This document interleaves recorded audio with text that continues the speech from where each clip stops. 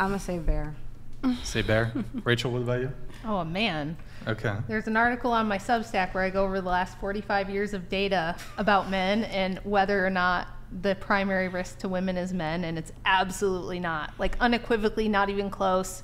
Your husband or the man in your life poses like far less risk to you than you've been led to believe by propaganda. What was the largest risk?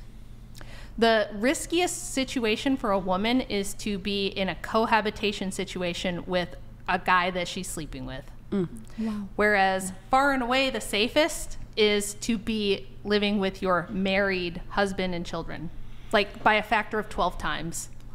And it was a major talking point of feminism in the 60s and 70s that men are these abusers, they're alcoholics, they're going to beat you, and so you have to be able to leave and you have to be able to cohabitate, or you have to just be able to remain unattached so that you can get away if he turns out to be a bad guy.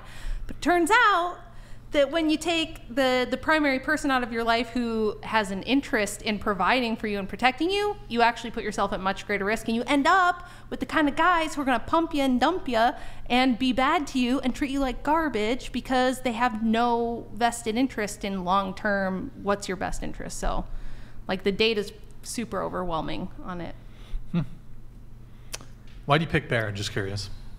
I've just been through like a lot of things with men. I was assaulted as a kid, and a couple of my first experiences in like sexually was also that, but like in high school. So I just feel like I don't know. I'd rather be mauled than go through that again. But that's just based off my experiences, not just based off of statistics. But okay, keep in mind, this is a random man or a random bear. So the random man could be, the overwhelmingly likely to either leave you alone or be helpful in some sort of woods situation.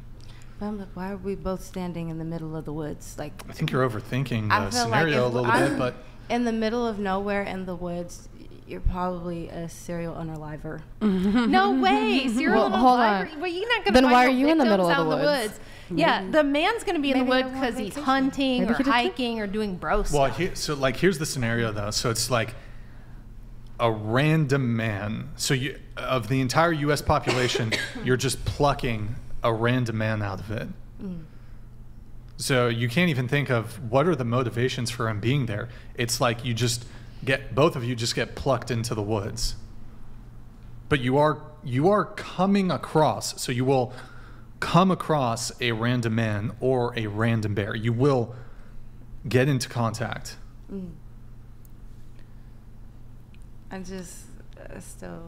So if you were to like roll the dice and you just randomly get put into a situation with a random man, what do you think is like the chance of any given man, a random man, wanting to harm you in some way, wanting to assault you in some way? So if Jeffrey Dahmer was in the woods versus the bear, what would you rather? No. The question is what's the population of the U.S.? Over 300 million, 150? Yeah. So it's like 150. You're basically saying that you statistically think that there's a more chance that the man is going to be wicked and evil towards you. I'm not even thinking statistically. I'm thinking personally. Like, okay, but it's a random man, right? Yes. Okay. I was also thinking I could probably outrun a guy. I cannot outrun a bear, especially in their natural habitat. Yeah. I don't think I could outrun either. Okay, well, that being said, a bear, we know for sure, if we get too close, is gonna cause harm. Let me ask you a different question. Yeah. Would you rather, let's say you see a man at a campfire, and then you see like a bear at a campsite who's like ruffling through some like food or something. Who would you rather go up and pat on the head 3 times? Well, the man or the bear? Obviously the man. Okay. Here's a different scenario. You're on the top floor of a burning building. I'm so glad I'm not dating donating $200. Hey, good to see you, dude. It's been a while. If my wife was hiking through the woods alone, She's 5'4" plus 110 pounds. Say I wasn't present. I would rather her come across another random man rather than a bear 100% of the time. Irrational. Thank you. I'm so glad I'm not dating. Good to see you back in the chat, dude. Okay, here's the other scenario. You're on the top floor of a burning building for an appointment. You don't work there, so you don't know like the people in the building, whatever. Top floor of a burning building. The stairs burning. There's 2 elevators, top floor. There's a man in one of the elevators and a bear in the other elevator. And you're trying to get to the bottom. Which elevator do you go into? The one with the random man or the one with the bear? Well, I feel like the answer is obvious, the one with the man in it, because we're both trying to escape something. Okay. Good times. All right, well, there it is. I feel like I need to ask that question, like, show of hands, because I feel like some of you would have said bear. I thought about it. I think some of you would have said bear, but then she said, man, look at that.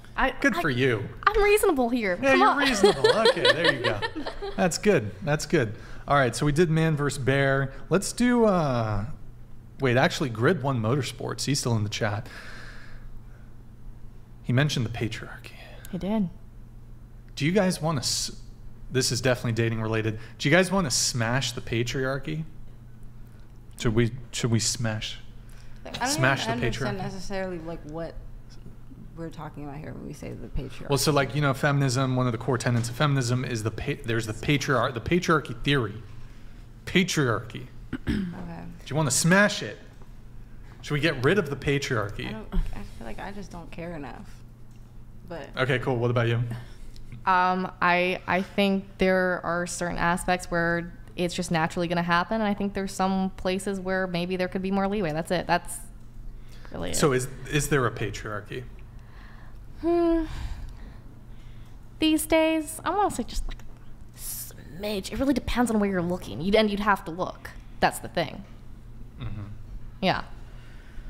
Don't be shy. I see that you want to say something, and I want you to. Oh, I was making a joke in chitty-chat. my head like, yeah, I want to smash the patriarchy, but not smash the patriarchy, if you know what I meant. Oh, yeah. You know? I think that there could be some tweaks, but I don't want to end it, no. Okay. No, we should not get rid of the patriarchy. No, we should not get rid of it. I think I also don't really know what the patriarchy is that much. Do you feel like, so when feminists talk about the patriarchy, they're usually saying there's this historic conspiracy of men to control women, to keep them under their boot, to prevent them from having power or free will or like the choice to leave or do what they want, right? Mm-hmm. There's this effort among men in general to keep women like under their foot a little bit, to keep them down. Mm-hmm. Do you feel like that's a thing? Maybe in the past, but not so much now. Okay. Yeah, same. I feel like we all can pretty much do what we want, so. Okay, question. What are we going to do about the men that think that they can lead, but they can't? We're supposed to just let them, like, run shit? I mean, I don't see that.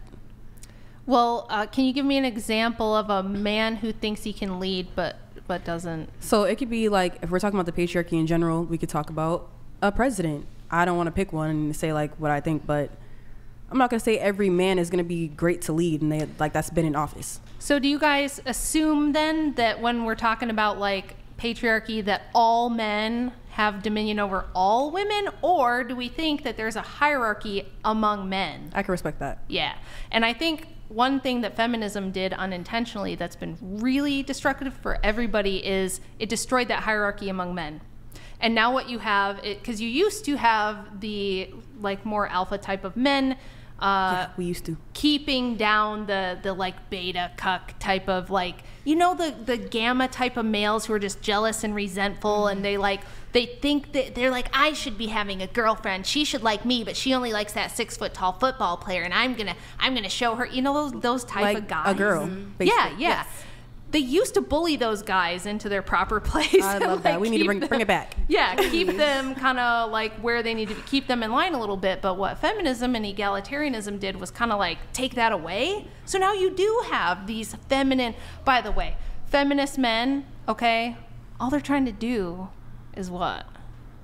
Get women. Yeah, they're just they're trying to fuck, Yeah, right? So pretty much. they're not honest dudes. They're not going to be leaders. They're going to be shitheads. They're going to be impersonators. They're going to be the kind of dudes that you don't want. And it used to be that you had to compete for a wife. You know, back in the day, like you had to prove to a man that you could support his daughter, that you could take care of her, that you were worthy of marrying her. Now we all just like go for the guy who like, we all pick the wrong dudes, right? Very often we pick the wrong guy because some of them have adapted and figured out how to manipulate and sneak their way in. And like the guy who you friend zoned forever, and then the minute you break up with your boyfriend, he's like right there with a bottle of wine and like, oh honey, you know, like he's trying to use what he can to get what he wants. So like they act like females. They act sneaky and they use manipulation and subterfuge and gossip and things like that to get girls. Okay. And so we end up with these dudes, right? Can I ask, so, you know, I know people who are like that, and I know people who are feminists who aren't like that. They're, yeah. I'm so glad I'm not dating donated $200